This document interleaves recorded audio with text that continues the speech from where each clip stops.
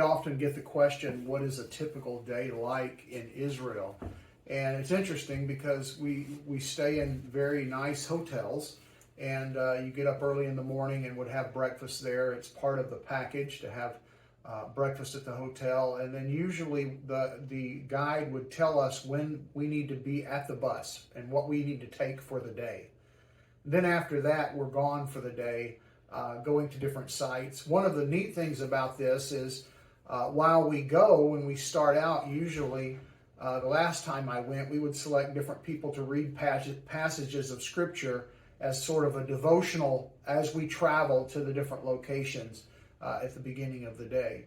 And then we're off doing these different sites and seeing things and stopping and are at a site for a period of time and then continuing on. Yeah, and some other details along with that is generally you're going to go to 2 or 3 sites in the morning, depending on the itinerary and what the guide tells you. We're going to stop for lunch somewhere on the route, and you have opportunity to buy a lunch. You can try some new things in Israel at different locations. And I think, as was said, we get back to the hotel for supper, and then you kind of have the evening free. We don't get back real late. It's probably like 5, 6 p.m. local time there, and then you eat supper and you have some time to rest and kind of get ready for the next day. I'll add, Israel is about 8 hours ahead of Central Time in the U.S., so like in the evening in Israel might be a good time to call back to the States if you need to talk to the family or something, so that's something that to keep in mind.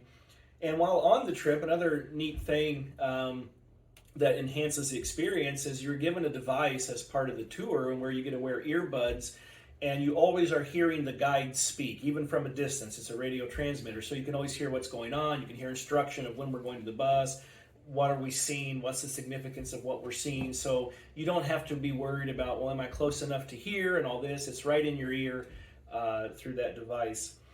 Some of the sites will require a little bit more walking, some not as much. Some will afford you more of an experience, like riding a camel or going through a tunnel or something like that. And some of them are just more kind of have a look around and see what's going on. But so there's kind of a variety of experiences that might come on any given day, depending on the sites we'll be visiting.